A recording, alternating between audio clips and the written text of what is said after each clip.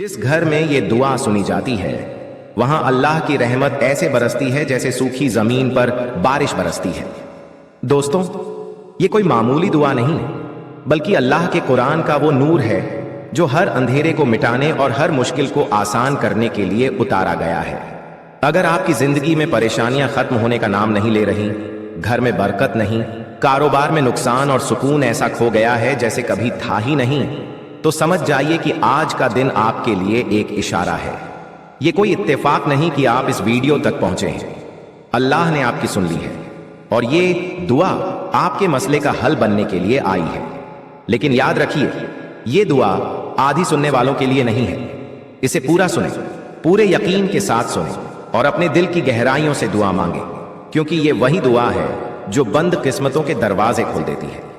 एक भाई ने हमें बताया कि उनके घर में हर दिन झगड़े होते थे, कारोबार में बरकत नहीं थी और कोई भी काम मुकम्मल नहीं हो पाता था। मायूसी इतनी थी कि उन्हें लगा कि शायद अब कुछ नहीं बदलेगा। लेकिन फिर उन्होंने इस दुआ को यकीन और भरोसे के साथ सुनना शुरू किया। सिर्फ 10 दिन में उनके घर का माहौल बदल गया। झगड़े खत्म, कारोबार में तरक्की और रुके हुए काम अपने आप बनने लगे। 1 महीने बाद उन्होंने हमें बताया कि उनकी जिंदगी पूरी तरह बदल चुकी है। ये दुआ अल्लाह की रहमत का वो नूर है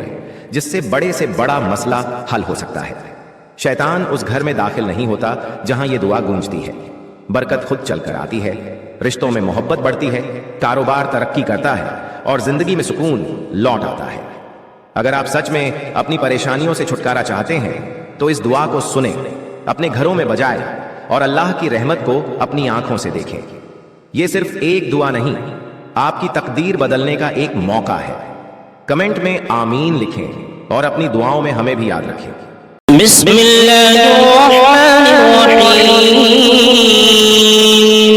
यासीन वल कुरआनिल हकीम इन्नका लमिनल मुरसलीन अला सिरातिन मुस्तकीम तंज़ीलल لتنذر قوما ما أنذر آباؤهم فهم غافلون لقد حق القول على أكثرهم فهم لا يؤمنون إنا جعلنا في أعناقهم أغلالا فهي إلى الأذقان فهم مقمحون وجعلنا من بين أيديهم سدا ومن خلفهم سدا فأغشيناهم فهم لا يبصرون وسواء عليهم أنذرتهم أم لم تنذرهم لا يؤمنون إنما تنذر من اتبع الذكر وخشي الرحمن بالغيب فبشره بمغفرة وأجر كريم إنا نحن نحيي الموتى ونكتب ما قدموا وآثارهم وكل شيء أحصيناه في إمام مبين واضرب لهم مثلا أصحاب القرية إذ جاءها المرسلون إذ أرسلنا إليهم 2 فكذبوهما فعززنا بثالث فقالوا إنا إليكم مرسلون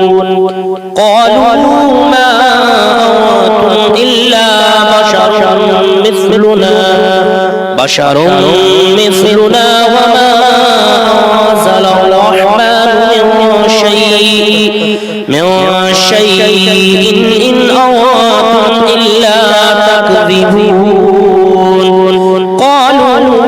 ربنا يعلم إنا إليكم لمرسلون وما علينا إلا البلاغ المبين قالوا إنا تطيرنا بكم لئن لم تنتهوا لنرجمنكم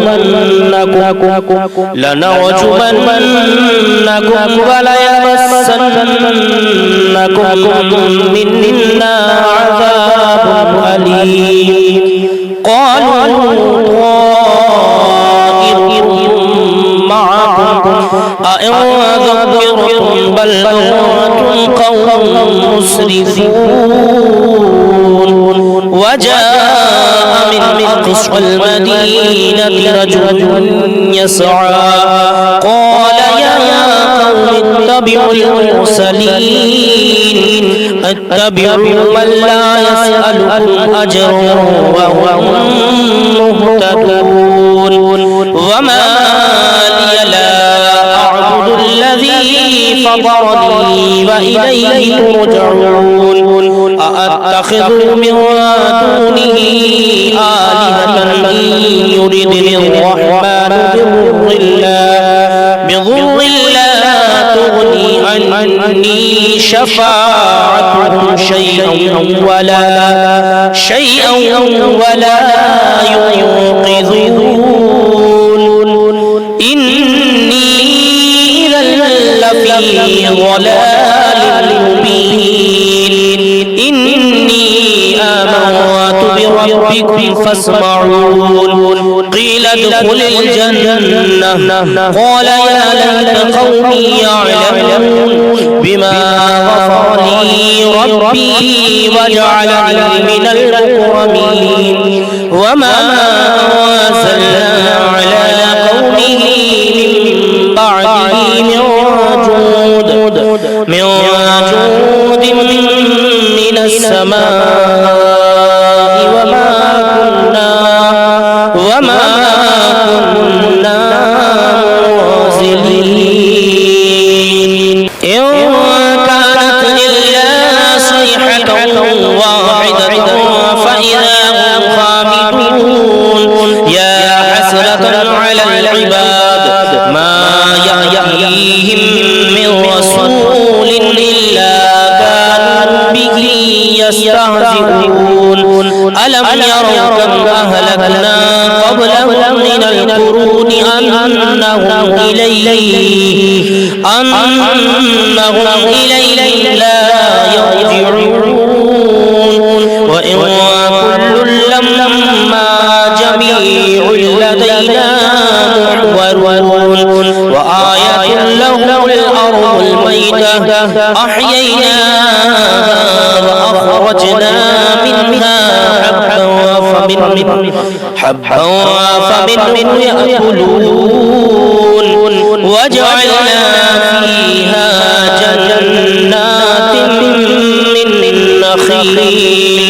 جنات من نخيل وأعناب وفجرنا فيها من العيون ليأكلوا من ثمره وما عملته أيديهم أفلا يشكرون سبحان الذي خلق الأزواج كلها مما تنبت الأرض ومن أنفسهم ومما لا يعلمون وآية لهم الليل نسلخ منه النهار فإذا هم مظلمون والشمس تجري لمستقر لها ذلك تقدير العزيز العليم والقمر قدرناه منازل حتى أعاد كالأرجون القديم لا الشمس ينبغي لها أن تدرك القمر ولا الليل سابق النهار وكل في فلك يسبحون وآية لهم أنا حملنا ذريتهم في الفلك المشحون وخلقنا لهم من مثله ما يركبون وإن نشأ نغرقهم فلا صريخ لهم ولا هم ينقذون إلا رحمة منا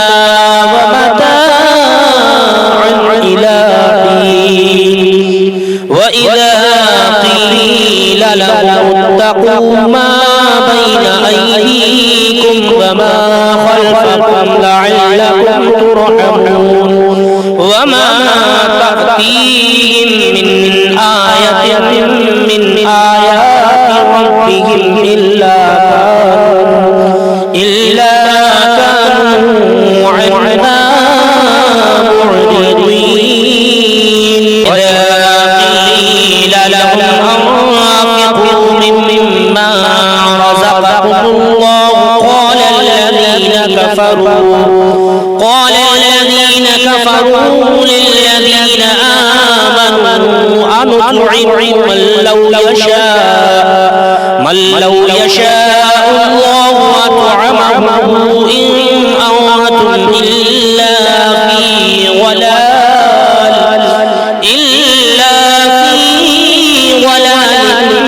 مبين ويقولون متى هذا الوعد إن كنتم صادقين ما ينظرون إلا صيحة واحدة تأخذهم وهم يخصمون فلا يستطيعون توصية ولا إلى أهلهم يرجعون ونفخ في الصور فإذا من الأجداث إلى ربهم ينسلون قالوا يا ويلنا من بعثنا من مرقدنا هذا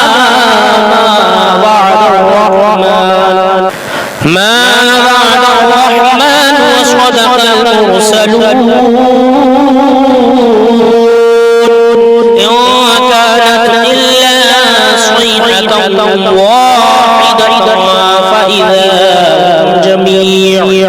فإذا هم جميع لدينا محضرون فاليوم لا تظلم نفس شيئا ولا تجزون إلا ما كنتم تعملون إن أصحاب الجنة اليوم في شغل فاكهون هم وأزواجهم في ظلال على الأرائك متكئون لهم فيها فاكهة ولهم ما يدعون سلام قولا من رب رحيم وامتازوا اليوم أيها المجرمون ألم أعهد إليكم يا بني آدم ألا تعبدوا الشيطان إنه لكم عدو مبين وأن اعبدوني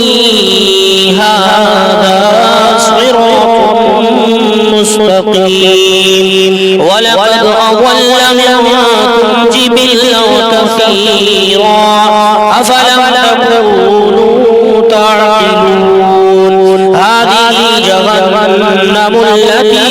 كنتم توعدون اصلوها اليوم بما كنتم تكفرون اليوم نختم على أفواههم وتكلمنا أيديهم وتكلمنا أيديهم وتشهد أرجلهم بما كانوا يكسبون ولو نشاء لطمسنا على أعينهم فاستبقوا الصراط فأنى يبصرون ولو نشاء لمسخناهم على مكانتهم فما استطاعوا مضيا ولا يرجعون ومن نعمره ننكسه في الخلق أفلا يعقلون وما علمناه الشعر وما ينبغي له إن هو إلا وقرآن مبين لينذر من كان حيا ويحق القول على الكافرين أولم يروا أنا خلقنا لهم مما عملت أيدينا أنعاما فهم لها مالكون وذللناها لهم فمنها ركوبهم ومنها يأكلون ولهم فيها منافع ومشارب أفلا يشكرون واتخذوا من دون الله آلهة لعلهم ينصرون لا يستطيعون نصرهم وهم لهم جنود محضرون فلا يحزنك قولهم إنا نعلم ما يسرون وما يعلنون أولم ير الإنسان أنا خلقناه من نطفة فإذا هو خصيم مبين وضرب لنا مثلا ونسي خلقه قال من يحيي العظام وهي رميم قل يحييها الذي أنشأها أول مرة وهو بكل خلق عليم الذي جعل لكم من الشجر الأخضر نارا فإذا أنتم منه توقدون أوليس الذي خلق السماوات والأرض بقادر على أن يخلق مثلهم بلى وهو الخلاق العليم إنما أمره إذا أراد شيئا أن يقول له كن فيكون فسبحان الذي بيده ملكوت كل شيء وإليه ترجعون بسم الله الرحمن الرحيم الرحمن علم القرآن خلق الإنسان علمه البيان الشمس والقمر بحسبان والنجم والشجر يسجدان والسماء رفعها ووضع الميزان ألا تطغوا في الميزان وأقيموا الوزن بالقسط ولا تخسروا الميزان والأرض وضعها للأنام فيها فاكهة والنخل ذات الأكمام والحب ذو العصف والريحان فبأي آلاء ربكما تكذبان خلق الإنسان من صلصال كالفخار وخلق الجن من مارج من نار فبأي آلاء ربكما تكذبان رب المشرقين ورب المغربين فبأي آلاء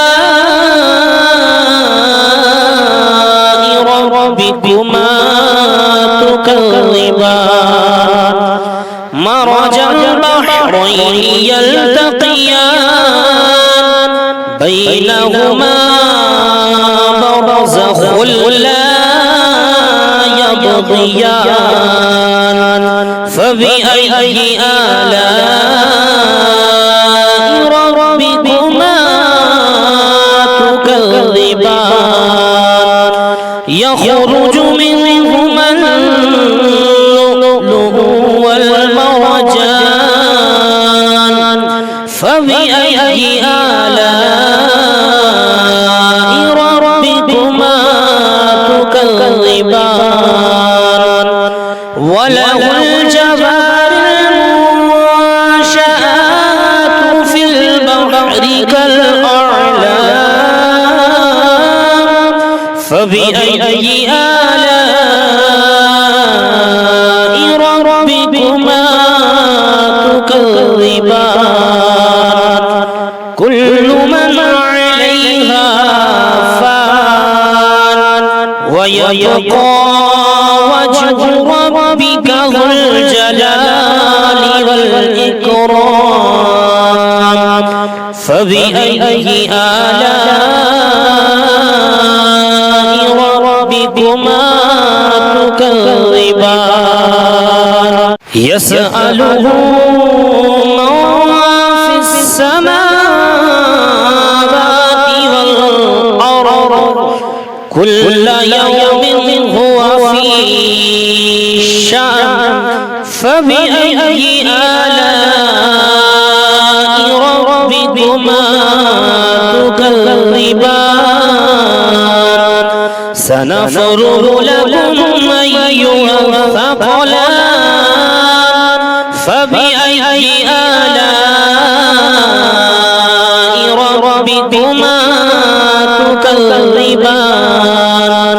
يا معشر الجن والإنس إن استطعتم أن تنفذوا من أقطار السماوات والأرض من أقطار السماوات والأرض فانفذوا لا تنفذون إلا بسلطان فبأي آلاء ربكما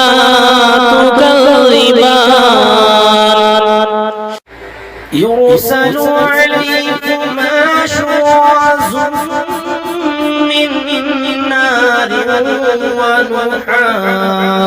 من نار ونحاس فلا تنتصران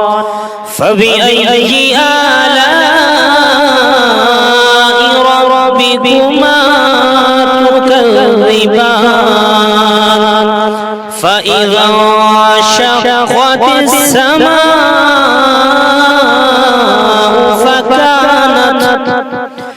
فكانت وردة كالدهان فبأي آلاء ربكما تكذبان فيومئذ لا يسأل عن ذنبه عاص ولا جان فبأي آلاء ربكما تكذبان يعرف المجرمون بسيماهم فيؤخذ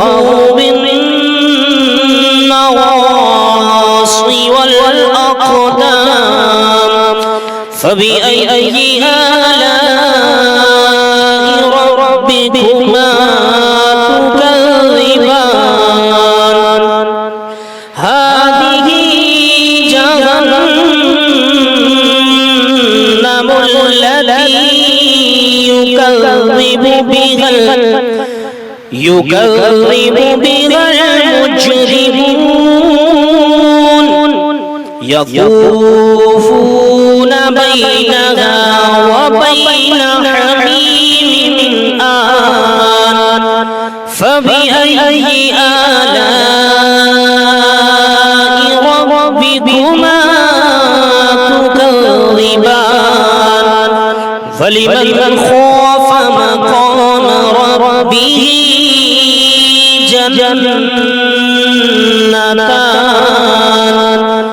فبأي آلاء ربكما تكذبان ذواتا أفنان فبأي آلاء ربكما تكذبان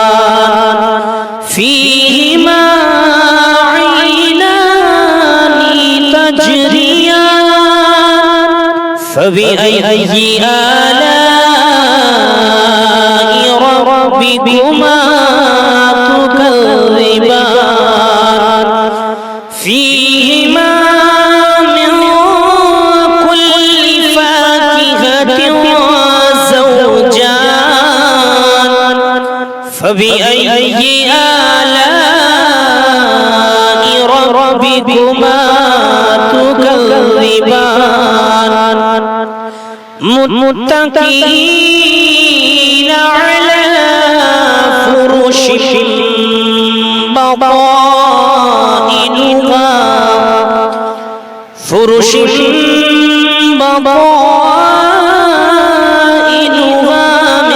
من استبرق وجنى الجنتين دان فبأي آلاء ربكما تكذبان فيهن قاصرات الطرف لم يطمثهن إنس قبلهم ولا جان فبأي آلاء ربكما تكذبان كأنهن الياقوت والمرجان فبأي آلاء ربكما تكذبان هل جزاء الإحسان إلا الإحسان فبأي آلاء ربكما تكذبان أتواصوا به بل هم قوم طاغون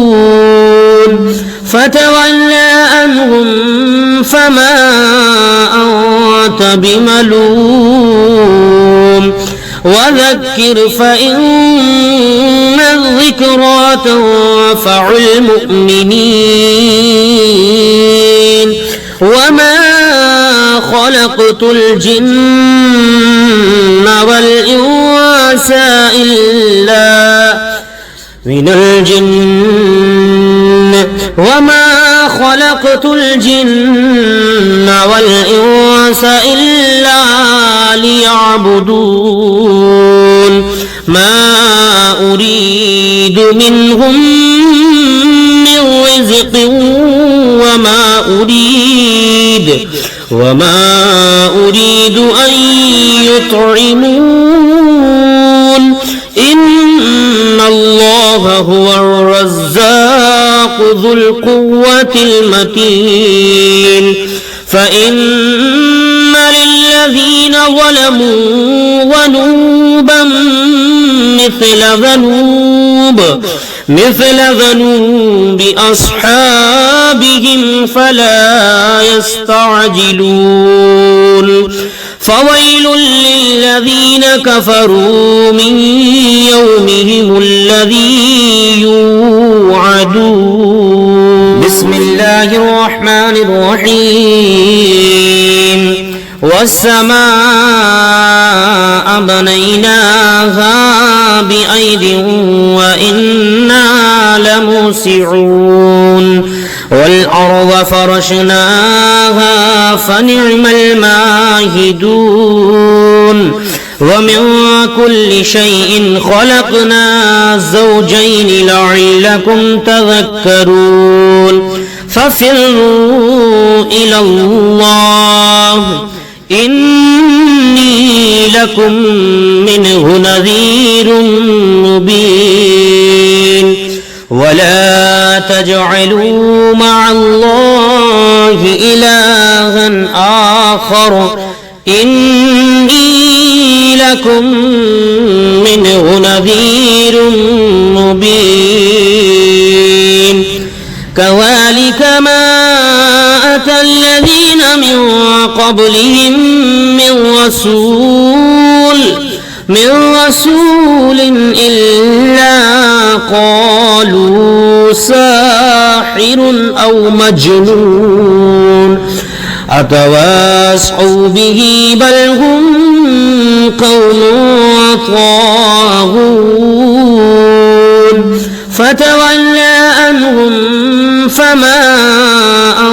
أنت بملوم وذكر فإن الذكرى تنفع المؤمنين وما خلقت الجن والإنس إلا وما خلقت الجن والإنس إلا ليعبدون ما أريد منهم من رزق وما أريد أن يطعمون إن الله هو الرزاق ذو القوة المتين فإن للذين ظلموا ذنوبا مثل ذنوب أصحابهم فلا يستعجلون فويل للذين كفروا من يومهم الذي يوعدون بسم الله الرحمن الرحيم والسماء بنيناها بأيد وإنا لموسعون والأرض فرشناها فنعم الماهدون ومن كل شيء خلقنا زوجين لعلكم تذكرون ففروا إلى الله إني لكم منه نذير مبين ولا تجعلوا مع الله إلها آخر إني لكم منه نذير مبين كذلك ما أتى الذين من قبلهم من رسول إلا قالوا ساحر أو مجنون أتواصوا به بل هم قوم طاغون فتولى عنهم فما أنت بملوم وذكر فإن الذكرى تنفع المؤمنين وما خلقت الجن والإنس إلا وما خلقت الجن والإنس إلا ليعبدون ما أريد منهم من رزق وما أريد أن يطعمون إن الله هو الرزاق ذو القوة المتين فإن للذين ظلموا ذنوبا مثل ذنوب أصحابهم فلا يستعجلون فويل للذين كفروا من يومهم الذي يوعدون والسماء بنيناها بأيد وإنا لموسعون والأرض فرشناها فنعم الماهدون ومن كل شيء خلقنا زوجين لعلكم تذكرون ففروا إلى الله إني لكم منه نذير مبين ولا تجعلوا مع الله إلها آخر إني لكم منه نذير مبين كذلك ما أتى الذين من قبلهم من رسول إلا قالوا ساحر أو مجنون أتواصوا به بل هم قوم طاغون فتولى عنهم فما أنت بملوم وذكر فإن الذكرى تنفع المؤمنين وما خلقت الجن والإنس إلا وما خلقت الجن والإنس إلا ليعبدون ما أريد منهم من رزق وما أريد أن يطعمون إن الله هو الرزاق ذو القوة المتين فإن للذين ظلموا ذنوبا مثل ذنوب أصحابهم فلا يستعجلون فويل للذين كفروا من يومهم الذي يوعدون والسماء بنيناها بأيد وإنا لموسعون والأرض فرشناها فنعم الماهدون ومن كل شيء خلقنا زوجين لعلكم تذكرون ففروا إلى الله إني لكم منه نذير مبين ولا تجعلوا مع الله إلها آخر إني لكم منه نذير مبين كذلك ما أتى الذين من قبلهم من رسول إلا قالوا ساحر أو مجنون أتواصوا به بل هم قوم طاغون فتولى عنهم فما أنت بملوم وذكر فإن الذكرى تنفع المؤمنين وما خلقت الجن والإنس إلا وما خلقت الجن والإنس إلا ليعبدون ما أريد منهم من رزق وما أريد أن يطعمون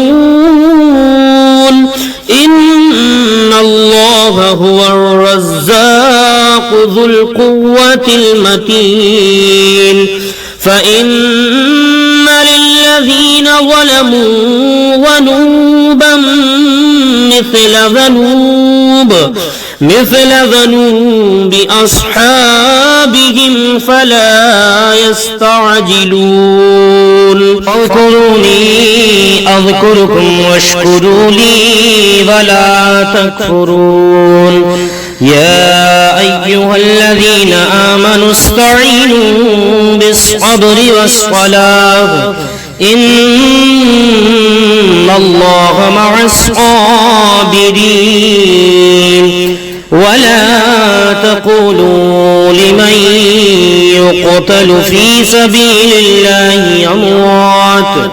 بل أحياء ولكن لا تشعرون ولنبلونكم بشيء من الخوف والجوع ونقص من الأموال والأنفس والثمرات وبشر الصابرين الذين إذا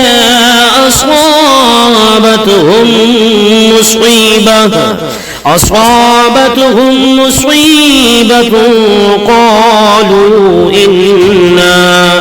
قالوا إنا لله وإنا إليه راجعون أولئك عليهم صلوات من ربهم ورحمة وأولئك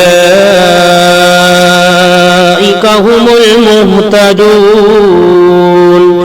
إن الصفا والمروة من شعائر الله فمن حج البيت أو اعتمر فلا جناح عليه أن يطوف بهما ومن تطوع خيرا فإن الله شاكر عليم إن الذين يكتمون ما أنزلنا من البينات والهدى من بعد ما بيناه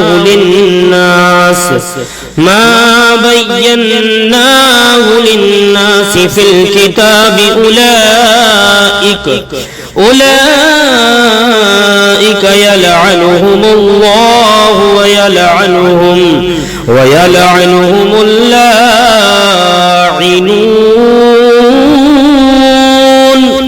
إلا الذين تابوا وأصلحوا وبينوا فأولئك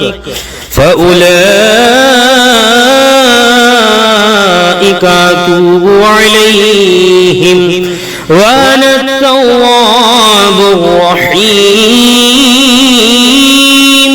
إن الذين كفروا وماتوا وهم كفار أولئك عليهم لعنة الله والملائكة والناس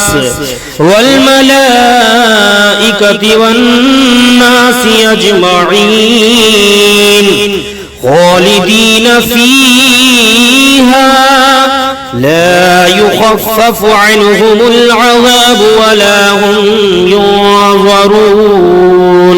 وإلهكم إله واحد لا إله إلا هو الرحمن الرحيم بسم الله الرحمن الرحيم فاذكروني أذكركم واشكروا لي ولا تكفرون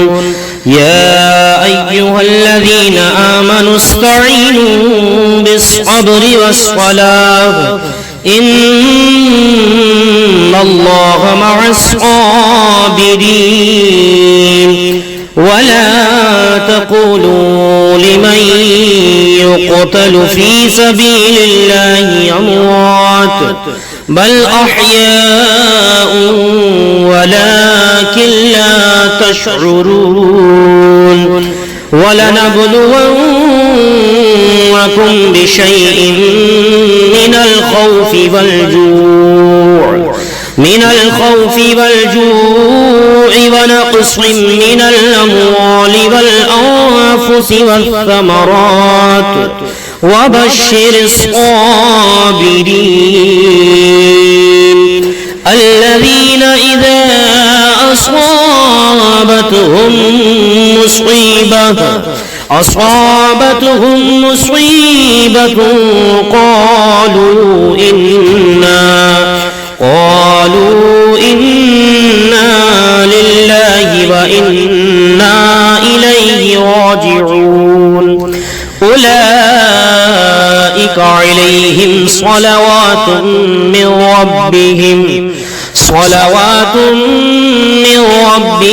ورحمة وأولئك هم المهتدون إن الصفا والمروة من شعائر الله فمن حج البيت أو اعتمر فلا جناح عليه أن يطوف بهما ومن تطوع خيرا فإن الله شاكر عليم إن الذين يكتمون ما أنزلنا من البينات والهدى من بعد ما بيناه للناس في الكتاب أولئك يلعنهم الله ويلعنهم اللاعنون إلا الذين تابوا وأصلحوا وبينوا فأولئك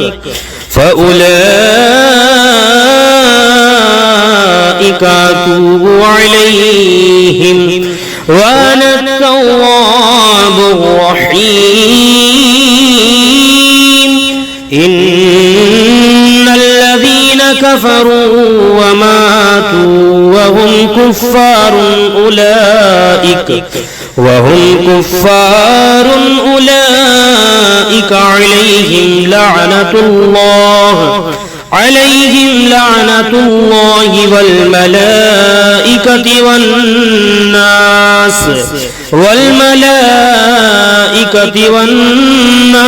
أجمعين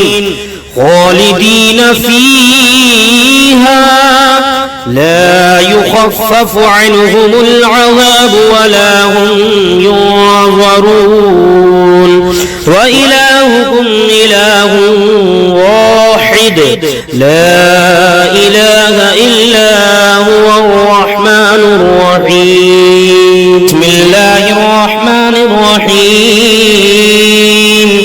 فاذكروني أذكركم واشكروا لي ولا تكفرون يا أيها الذين آمنوا استعينوا بالصبر والصلاة إن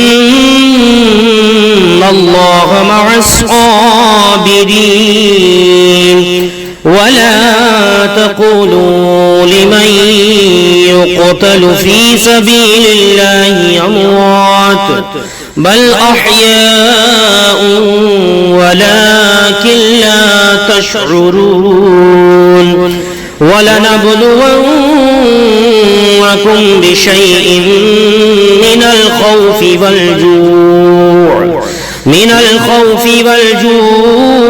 ونقص من الأموال والأنفس والثمرات وبشر الصابرين الذين إذا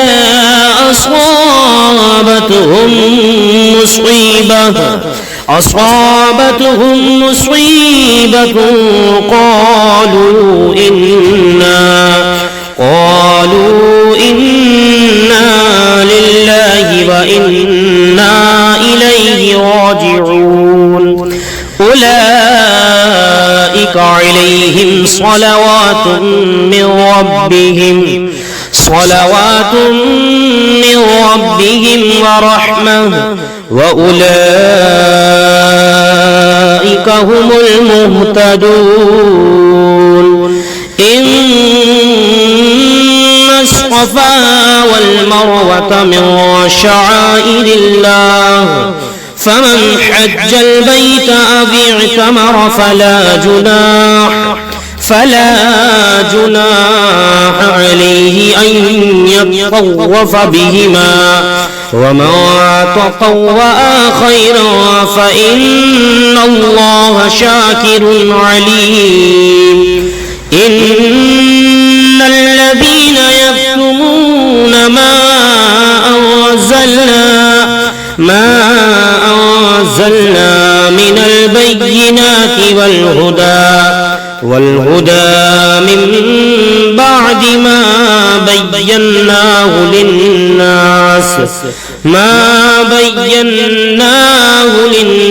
في الكتاب أولئك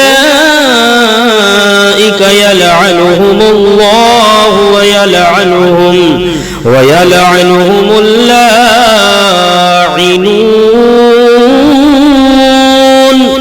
إلا الذين تابوا وأصلحوا وبينوا فأولئك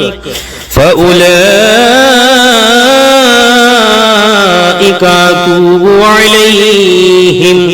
وأنا التواب الرحيم إن الذين كفروا وماتوا وهم كفار أولئك عليهم لعنة الله والملائكة والناس